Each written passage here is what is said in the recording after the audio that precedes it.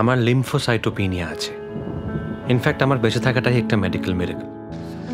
কিল বিল সোসাইটির সেই জনপ্রিয় গানটা তো আপনি নিশ্চয়ই শুনেছেন, কিন্তু কখনো কি মনে হয়েছে এই লিম্ফোসাইটোপেনিয়া আসলে কি? চলুন আজ কথা বলা যাক লিম্ফোসাইটোপেনিয়া ডিজিজ নিয়ে।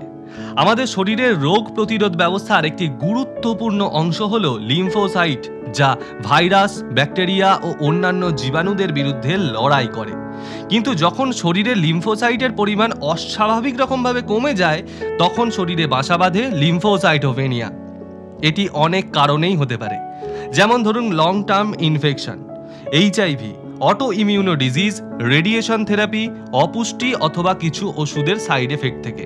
এমনকি কিছু ক্ষেত্রে দীর্ঘ সময় ধরে মানসিক চাপ বা অতিরিক্ত স্টেরয়েড ব্যবহারের ফলেও এই লিম্ফোসাইটোপেনিয়া হওয়ার সম্ভাবনা দেখা যায়। জ্বর, ঠান্ডা লাগা বা গলা ব্যথার মতো সমস্যা বারবার ফিরে ফিরে আসে। দুর্বলতা ও ক্লান্তি ভাব, ওজন কমে যাওয়া, ঘন ঘন সংক্রমণ হওয়া, এই সব সিমটমস দেখা দিলে অবশ্যই সতর্ক হন। দ্রুত রোগ নির্ণয় ও চিকিৎসা শুরু না হলে এটি মারাত্মক আকার ধারণ করতে পারে।